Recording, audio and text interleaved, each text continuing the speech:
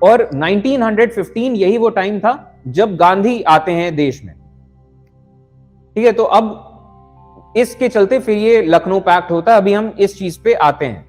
तो यहां से आता है वर्ल्ड वॉर वन। 1914 से शुरू होकर 1918 तक वर्ल्ड वॉर वन चला, और फर्स्ट वर्ल्ड वॉर ने बहुत बड़ा इंपैक्ट हिंदुस्तान में दिया, क्योंकि कहीं ज्यादा डिफेंस एक्सपेंडिचर बहुत ज्यादा हो रहा था, तो सरकार ने कहीं ज्यादा टैक्स बढ़ा दिया। और दूसरी तरफ बहुत ज्यादा ये मिलिट्री एक्सपेंडिचर और डिमांड फॉर जो वॉर सप्लाईज है, युद्ध के लिए सामान खरीदा जा रहा है, तो इसके चलते सामान की कमी हो रही है हिंदुस्तान में और कीमतें बढ़ रही हैं। और इसके अलावा ये जगह जगह जाते थे इंडियन, ये गांव देहातों में, और लोगों को जबरदस्ती आर्मी में रिक्रूट करते थे और ऑब्वियसली भेज देते थे वर्ल्ड वॉर वन में लड़ने के लिए। तो ये भी एक नाराजगी की वजह बन रहा था। तो टैक्स भी बहुत ज्यादा ले रही है सरकार, चीजें भी कम मिल रही हैं, चीजों की कीमतें ज्यादा हैं, जबरदस्ती आर्मी में जाना है। और वर्ल्ड वॉर वन में क्योंकि कोई मूवमेंट प्रोटेस्ट ना हो, हिंदुस्तान में बहुत ज्यादा कंसंट्रेट करने की जरूरत ना पड़े, इस वजह से यहाँ पे सारे हक अधिकार भी छीन लिए गए। Right to protest, education, association, ये सारे हक अधिकार छीन लिए गए थे। तो जरा सा भी मूवमेंट करने पे बहुत ब्रूटल क्रैकडाउन होता था सरकार की तरफ से। और ये सब तो चल रहा था, लोग परेशान थे। दूसरी तरफ अगर हम देखें बिजनेस क्लासेस का, तो वर्ल्ड वॉर वन की वजह से बिजनेस क्लासेस को काफी ज्यादा फायदा हुआ, क्योंकि जब कई सारी चीजों की डिमांड हो रही है, चाहे जूट बैग्स हो, कपड़ा हो, जूते, रेल्स और वॉर इक्विपमेंट्स, तो इन सब चीजों के लिए ब्रिटिशर्स ने टर्न किया हिंदुस्तान की इंडस्ट्रीज की तरफ, और हिंदुस्तान की इंडस्ट्रीज ने ये सारा डिमांड सप्लाई किया, जिसके चलते इन्हें खूब फायदा हुआ। और कई सारा ऐसा सामान था जिन्हें बनाने की इजाजत नहीं थी हिंदुस्तानी फैक्ट्रीज को, लेकिन वर्ल्ड वॉर वन में पूरी इजाजत दी गई कि आप सामान बनाइए, क्योंकि यहां पे ब्रिटिशर्स को ही जरूरत हो रही है। तो इंडियन इंडस्ट्रीज का काफी फायदा हुआ और इंडियन बिजनेस ग्रुप्स ने इस पूरे अपॉर्चुनिटी का काफी फायदा उठाया। हिंदुस्तान के जो सैनिक हैं गांव देहातों से, इलाकों से जाते हैं, वर्ल्ड वॉर वन में लड़ते हैं, यूरोप की धरती पे जाते हैं, और वहां का पॉलिटिकल स्ट्रक्चर देखते हैं कि एक्चुअली दुनिया में और कितने कुछ कल्चर्स हैं, दुनिया में और कितने सारे देश हैं, इनका रहना सहना कैसा है और इनमें आपस में लड़ाई क्यों चल रही है। तो ये सब देखते हुए इन लोगों का दिमाग खुल रहा था कि अब ये छोटे से कुएं के मेढक बन के नहीं रहे कि बस एक छोटे से इलाके में ही रह के उसी छोटे से इलाके को दुनिया समझ रहे हैं, कि अब बाहर की दुनिया में गए तो इन्होंने इस चीज को भी समझना शुरू किया, ये ब्रिटिश एम्पायर है क्या एक्चुअली, ये इंपीरियलिज्म का स्ट्रक्चर कैसे काम करता है, ये सब देखना शुरू किया। और वर्ल्ड वॉर वन के दौरान ही 1917 में रशियन रेवोल्यूशन होता है, और ये जो रशियन रेवोल्यूशन हुआ इस सोशलिज्म के ख्यालों पे, ये चीज बहुत ज्यादा इंस्पायर कर रहा था हिंदुस्तान के नेशनलिस्ट लोगों को कि रशिया के लोग अगर ये काम कर सकते हैं तो हम यहां पे क्यों नहीं कर सकते ये काम। और ये रशियन रेवोल्यूशन कई सारे रेवोल्यूशनरीज के लिए एक सोर्स ऑफ इंस्पिरेशन बना आगे। तो यहां पे अगर हम देखते हैं वर्ल्ड वॉर वन के इंपैक्ट्स ऑन इंडिया, ये एक लॉन्ग आंसर क्वेश्चन में वैसे आता है, तो इसके कई सारे पॉइंट्स जैसे हम देखते हैं तो कई सारे इकोनॉमिक और पॉलिटिकल सिचुएशन अराइज हुए।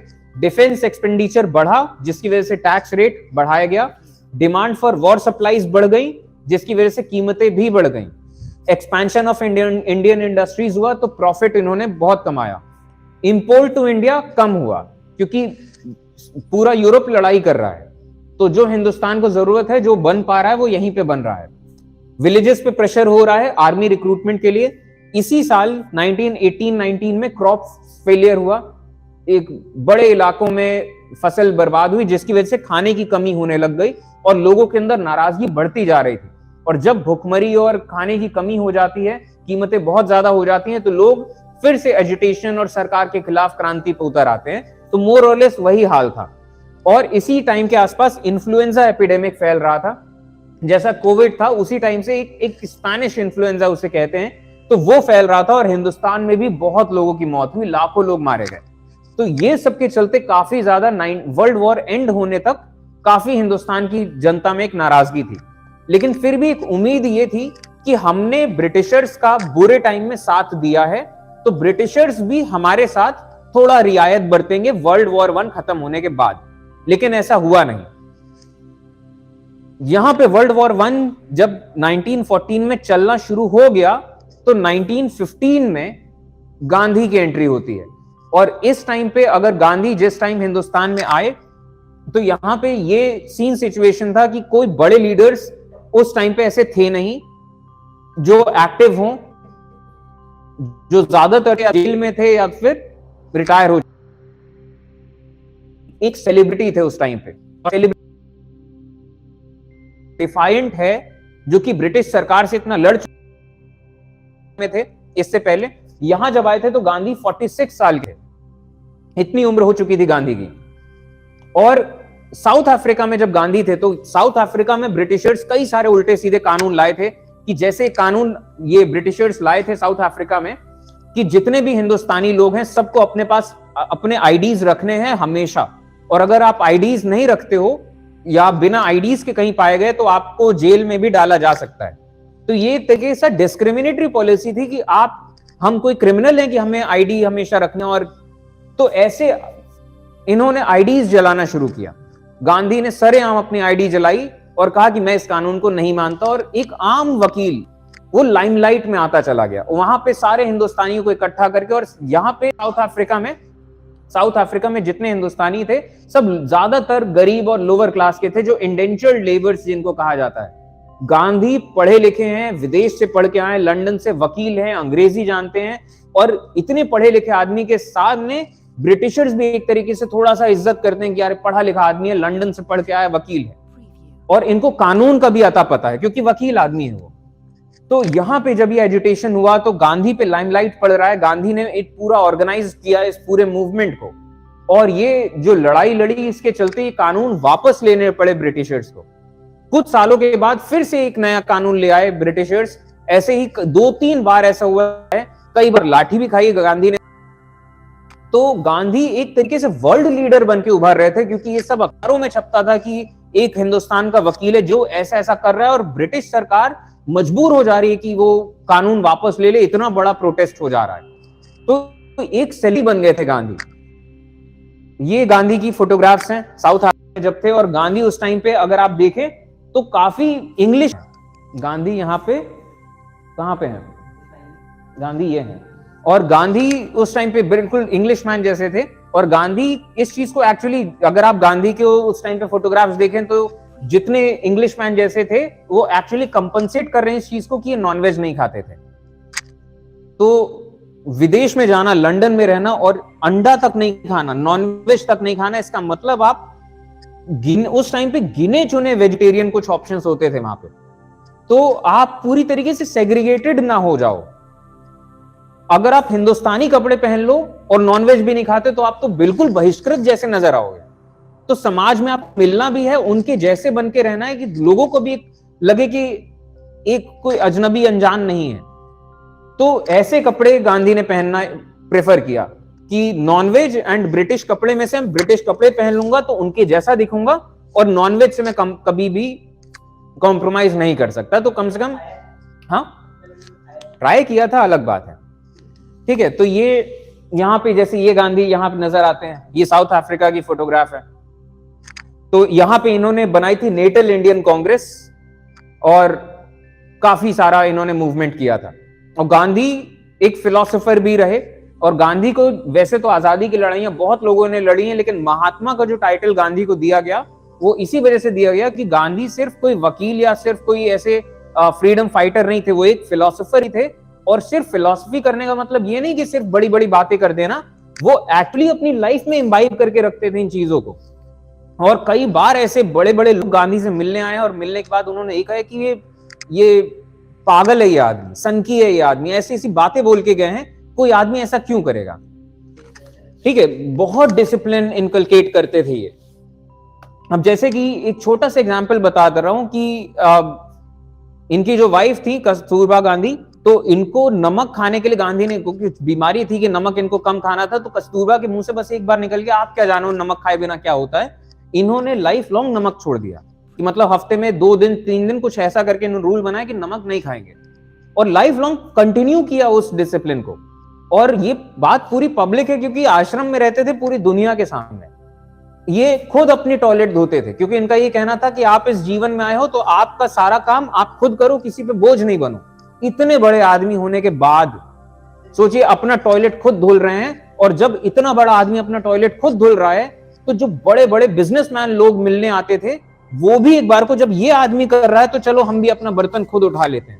जब ये आदमी ये कर रहा है, चटनी और सूखी रोटी खाते थे तो सामने वाला आदमी भी, चलो गांधी से बात करने आए तो कोई बात नहीं, हम भी सूखी रोटी खा लेते हैं, क्योंकि जब ये आदमी पागल ऐसा काम कर रहा है तो एक वो आ जाती है ना कि, तो इन सब वजहों से फिलोसोफर अपनी लाइफ में इस चीज को इम्बाइब करते थे गांधी। और कई बार आप जो भी आप डिफाइन कर लें कि ये थोड़ा सनकी थे, पागल थे, जो आप कह लो, लेकिन फिलोसोफर थे और इसी वजह से इनको महात्मा का टाइटल मिला कि सिर्फ बड़ी बड़ी बातें नहीं करते थे, अपनी लाइफ में वो चीज करके दिखाते थे। खैर, तो यहां है गांधी की एंट्री होती है 1905 में, और गांधी हिंदुस्तान में आते हैं। तो यहाँ पे इनको कहा जाता है, जो इनके पॉलिटिकल गुरु थे वो इनको कहते हैं कि आप हिंदुस्तान को पहले समझिए। तो गांधी हिंदुस्तान का पूरा चक्कर लगाते हैं और इसी दौरान इनको हिंदुस्तान देखते हुए इनको यहाँ पे ये पता चलता है कि यहाँ इतनी गरीबी है, और गांधी यहाँ पहुंचते हैं और यहाँ पे अर्ली मूवमेंट्स होते हैं। सबसे पहले इनको एक चिट्ठी मिलती है चंपारण से।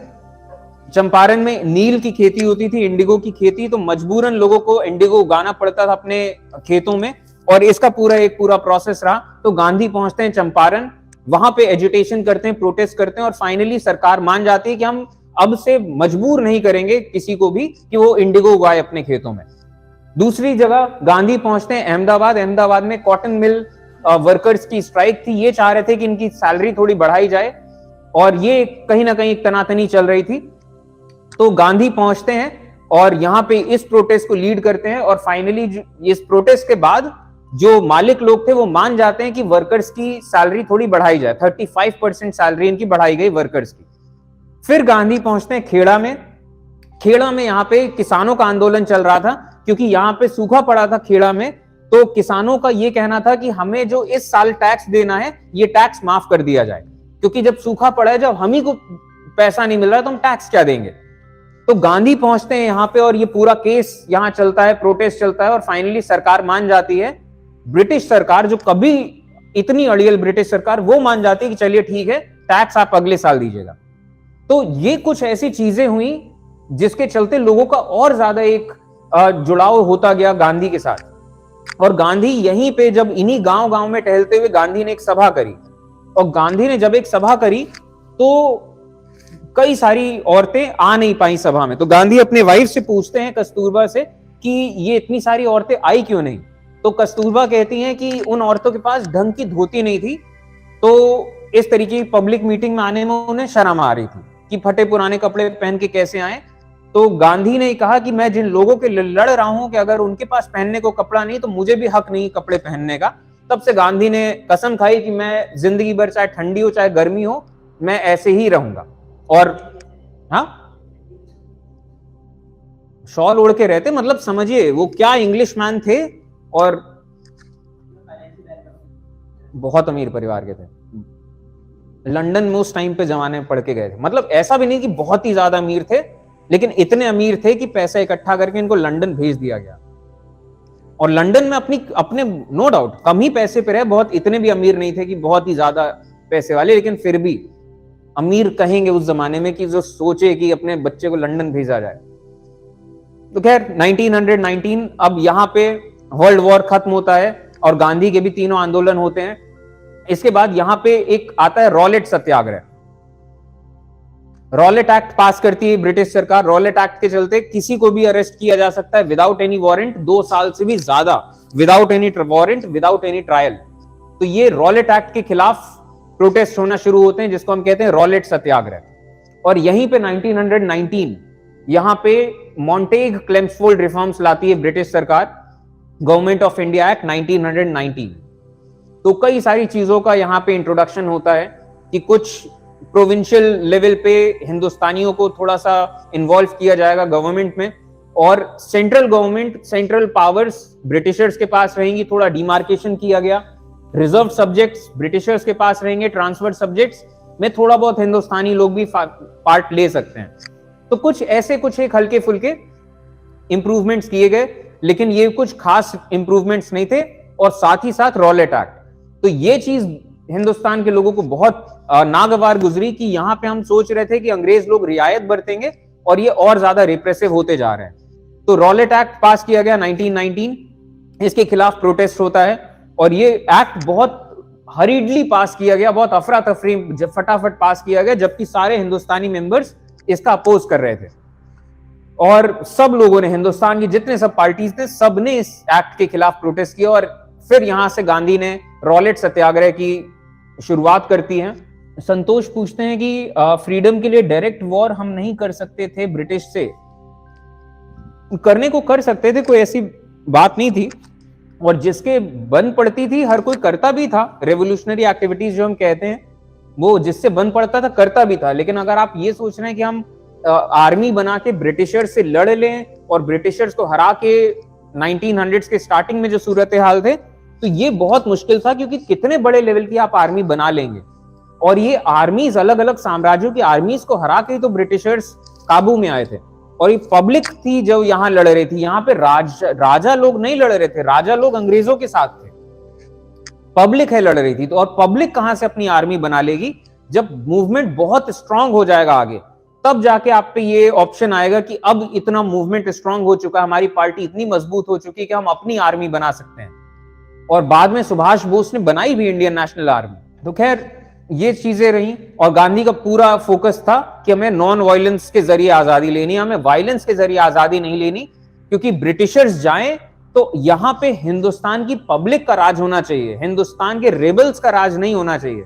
वरना फिर हम वही इतिहास में चले जाएंगे कि ये एक इलाका, ये एक साम्राज्य, ये एक साम्राज्य, वो जो पैचवर्क ऑफ स्टेट्स था, उसी के चलते तो हम कमजोर हुए थे। तो रॉलेट सत्याग्रह पहला एक ऑल इंडिया स्ट्रगल इस तरीके से स्टार्ट किया गया, लेकिन ये ज्यादातर शहरों तक सीमित रह गया, ये जो रॉलेट सत्याग्रह, क्योंकि ऑब्वियसली कांग्रेस पार्टी उस टाइम पे सिर्फ शहर शहर में ज्यादातर बेस्ड थी, गांव देहातों तक बहुत ज्यादा असर नहीं गया था। और ब्रूटल मेजर्स अंग्रेजों ने लिए, रिप्रेसिव मेजर्स लिए रॉलेट सत्याग्रह में। कई सारे लोगों को गिरफ्तार किया गया, जेल डाला गया। जलियांवाला बाग इंसिडेंट यहीं पे हुआ था, जो ये एट्रोसिटीज हुए, कई सारे लोग मारे गए। इसके बारे में तो सब पता ही होगा, जलियांवाला बाग इंसिडेंट के बारे में। ये नाम जरूर याद रखिएगा, जनरल डायर, इन्होंने ऑर्डर किया था, ये जो शूट का ऑर्डर था, और बैसाखी के दिन ये चल रहा था। और हुआ ही था कि रॉलेट सत्याग्रह, इन्होंने वो धारा लगा रखी थी कि आप मीटिंग नहीं कर सकते, और फिर भी ये मेला चल रहा था, तो इस बिना पे जनरल डायर ने ऑर्डर किया। तो ये, और इसी रॉलेट सत्याग्रह में ये रविंद्रनाथ टैगोर ने, ये जलियांवाला बाग के बाद इतना ये हर्ट हो गए थे, इन्होंने अपना नाइटहुड वापस किया। नाइटहुड, इनको नाइटहुड की उपाधि दी थी, एक टाइटल दिया था अंग्रेज सरकार ने। ठीक है, तो रॉलेट सत्याग्रह ये एक बड़ा इवेंट हुआ। इसके बाद यहां पे जो वर्ल्ड वॉर 1 के बाद ब्रिटिशर्स ने ऑटोमान को जिस तरीके से तोड़ा, तो इसके खिलाफ जो मुसलमान समुदाय में जो एक नाराजगी थी, और मुस्लिम लीग के अंदर भी जो नाराजगी थी, तो यहां पे शुरू हुआ खिलाफत एजुटेशन।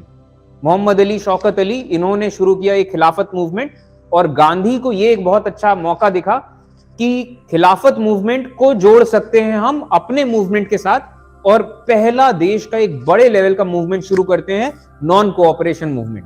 नॉन कोऑपरेशन मूवमेंट का सेंस, यहां तो पहले खिलाफत मूवमेंट देख लेते हैं। तो 1920 में अंग्रेजों ने बहुत हार्श ट्रीटी इंपोज करी टर्किश खलीफा के साथ। ऑटोमान साम्राज्य जो था, जो इतने पूरे बड़े इलाके में ऑटोमान साम्राज्य था, इसको अलग अलग हिस्सों में इन्होंने तोड़ा, और ये सिर्फ मेन इलाका बस ये बचा जो टर्की बचा।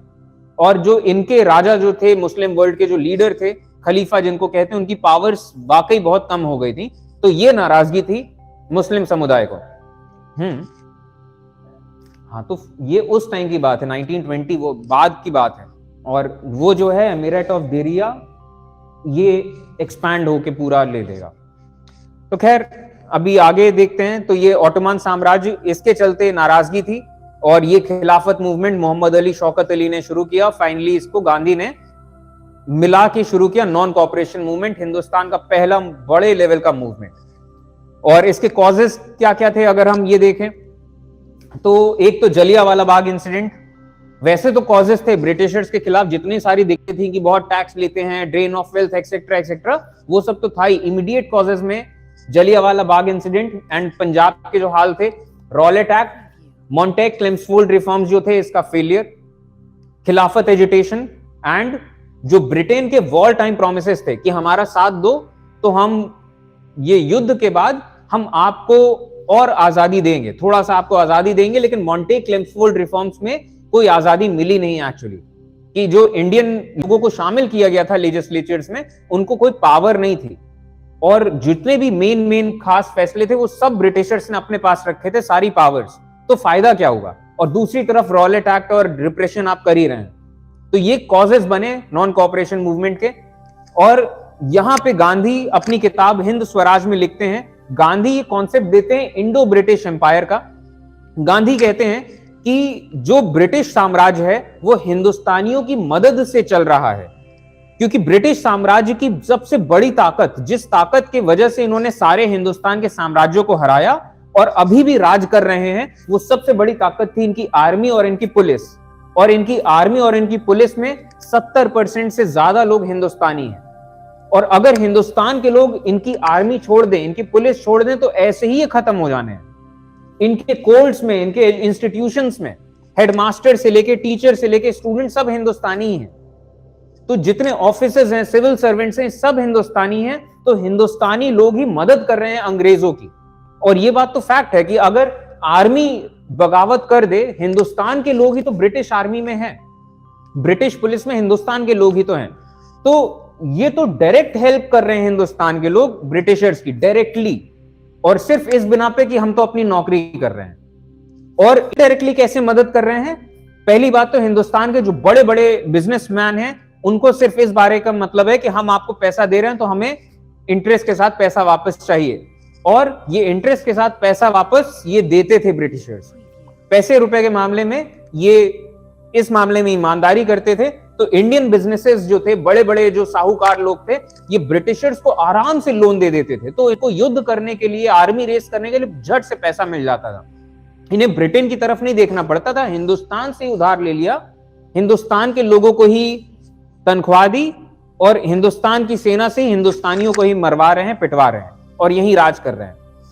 और बाकी आप जो सामान खरीदते हैं, वहां से जो सामान बन के आता है वो सामान आप खरीदते हैं, सारा टैक्स जाता है ब्रिटिशर्स के पास। तो इनडायरेक्टली कैसे मदद कर रहे हैं? तो ये इंडो ब्रिटिश एम्पायर है, जिसको हम ब्रिटिश एम्पायर कहते हैं। हम इस चीज को बार बार भूल जाते हैं कि हमें बुरा ना लगे, तो हम इस बात को भूल जाते हैं कि हिंदुस्तानी लोग ही एक्चुअली बेस हैं ब्रिटिश साम्राज्य का। तो ये मतलब था नॉन कोऑपरेशन का, कि आप इनका साथ मत दो। और गांधी को बार बार ये अर्ज करते थे कि जो लोग आर्मी में हैं आर्मी छोड़ दें, जो लोग पुलिस में हैं वो पुलिस की नौकरी छोड़ दें, जो अदालतों में है, इंस्टीट्यूशंस में, सब अपनी नौकरी छोड़ के आ जाएं। एक दिन के अंदर ब्रिटिश साम्राज्य खत्म हो जाएगा। लेकिन खैर ऐसा हुआ नहीं। ये चीज पॉसिबल तब हो पाई जब तीसरा बड़ा मूवमेंट हुआ नॉन कोऑपरेशन के बाद, सिविल डिसोबीडियंस मूवमेंट। जब क्विट इंडिया मूवमेंट हुआ तब जाके नेशनलिज्म इतना फैल चुका था कि इंडियन आर्मी ने दोबारा से बगावत करी। ठीक है, तो ये नॉन कोऑपरेशन मूवमेंट का ये मोटिव था। तो नॉन कोऑपरेशन मूवमेंट शुरू होता है 1921 में, और इसको कई सारे स्टेप्स में होना था। जैसे कि पहला स्टेप ये था, पहली बात ये थी आपको ब्रिटिश के साथ कोऑपरेट नहीं करना है। तो चाहे जितने भी ब्रिटिश इंडियन जितने इंस्टीट्यूट्स हैं, army, police, civil servants, lawyers, जज, ये सब आप छोड़ दें। अंग्रेजों ने जो आपको टाइटल्स या अवार्ड्स दिए हैं इनको सरेंडर कर दें। और दूसरी तरफ आप इनकी इकोनॉमी को हर्ट करें, और इकोनॉमी को हर्ट करें और प्रॉब्लम्स क्रिएट करें इनके लिए, कि जैसे आप सारे सरकारी स्कूल कॉलेजेस छोड़ दें तो सारा सिस्टम इनका बिखर जाएगा। आप इनका फॉरेन गुड्स बॉयकॉट करें, लिकर, शराब पीना छोड़ें, सामाजिक बुराई भी है, और बाकी सरकार को बेतहाशा टैक्स मिलता है शराब से, तो शराब पीना छोड़ें। और इन केस ऑफ रिप्रेशन, अगर सरकार बहुत ज्यादा रिप्रेशन करती है नॉन कोऑपरेशन मूवमेंट का, तो हम लॉन्च करेंगे सिविल डिसोबीडियंस मूवमेंट। ये गांधी ने एक चेतावनी भी दी। और सिविल डिसोबीडियंस मूवमेंट में क्या एड ऑन होना था, यहां पे गांधी सिर्फ ये बात कर रहे हैं कि आप इनकी आर्मी छोड़ दें, आप इनकी पुलिस छोड़ दें, आप इनके इंस्टीट्यूट्स छोड़ें। गांधी ने अभी ये नहीं कहा था कि आप इनको टैक्स देने से मना कर दो। सिविल डिसोबीडियंस मूवमेंट में इसका मतलब है कि हम कानून तोड़ेंगे और आपकी बात नहीं मानेंगे। तो यहां पे गांधी अर्ज करेंगे कि आप टैक्स देना भी मना कर दो। ये सब तो करो ही करो, टैक्स भी देना बंद कर दो। तो इस तरीके से शुरू होता है नॉन कोऑपरेशन मूवमेंट। और नॉन कोऑपरेशन मूवमेंट और सिविल डिसोबीडियंस मूवमेंट के बीच का फर्क क्या है, ये भी आता है एग्जाम्स में। तो इसका बेसिक फर्क भी अब आपको एक आइडिया लग गया है। ठीक है, तो नॉन कोऑपरेशन मूवमेंट में हजारों स्टूडेंट्स हैं जो कि अपने कॉलेजेस एंड स्कूल्स छोड़ते हैं।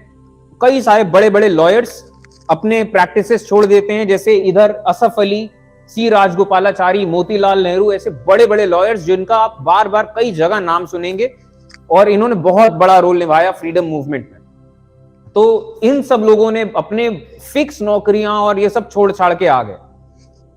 खैर, वैसे ये बात है, जैसे ये लोग अपनी ऐशो आराम की जिंदगियां छोड़कर आ गए, अगर इसी तरीके से सब ब्रिटिश आर्मी, ब्रिटिश पुलिस के लोग छोड़ के आ जाते तो आजादी 1920 में ही मिल जाती, ये तो सच है। लेकिन ऐसा हुआ नहीं, सब लोग अपनी नौकरी बचा रहे थे।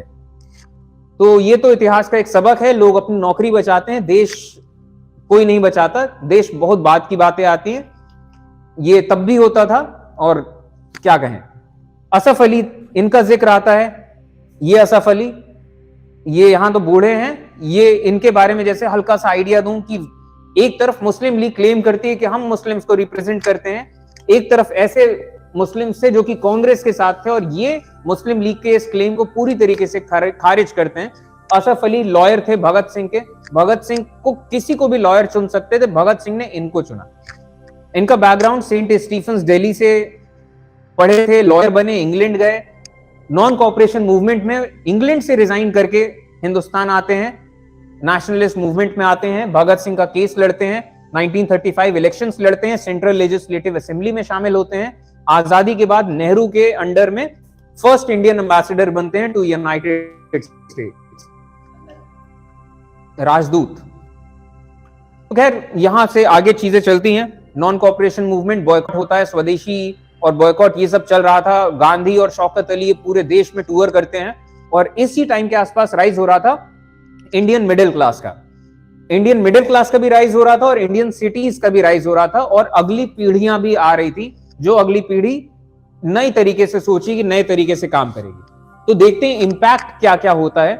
तो कई हजारों लोगों ने, अपने स्टूडेंट्स ने कॉलेज छोड़ दिए, हेडमास्टर्स, टीचर्स, इन सब ने रिजाइन कर दिया। बहुत सारे लोगों ने, लॉयर्स ने अपनी प्रैक्टिस छोड़ी। काउंसिल इलेक्शंस जो होने थे, इनको बॉयकॉट किया गया। और इकोनॉमिक इंपैक्ट, लिकर शॉप्स को पिकेटिंग किया गया, फॉरेन गुड्स बॉयकॉट हुए, तो इनका ब्रिटिश इंपोर्ट्स जो था हिंदुस्तान में बहुत कम हो गया, और हिंदुस्तान का जो प्रोडक्शन था टेक्सटाइल और बहुत सारी चीजों का, कहीं ज्यादा बढ़ गया, और इससे एम्प्लॉयमेंट भी जनरेट हुआ।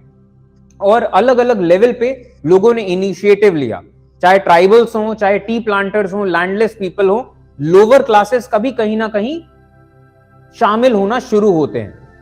नॉन कोऑपरेशन मूवमेंट की सबसे बड़ी कमजोरी ये थी कि बेसिकली शहरी इलाकों तक सीमित था, क्योंकि जहां तक कांग्रेस गई वहीं तक मूवमेंट हुआ, और कांग्रेस मुश्किल से 20-25 साल हुए थे इसको बने हुए और काम करते हुए। तो खैर, अलग अलग जगहों पे हम ये चीज देखते हैं कि लोगों ने अपने अपने इनिशिएटिव्स लिए, और यहां से कहीं ना कहीं ये चीज हो गई थी कि लोगों ने कल्पना, यहां पे जैसे ये महाभारत के एक सीन को क्रिएट किया है किसी पेंटर ने, और गांधी को दिखाया है ये रथ चलाते हुए, और जितने बड़े बड़े सब कांग्रेस के लीडर्स हैं, ये सब इस हिंदुस्तान की आजादी के रथ को ले जा रहे हैं स्वराज मंदिर।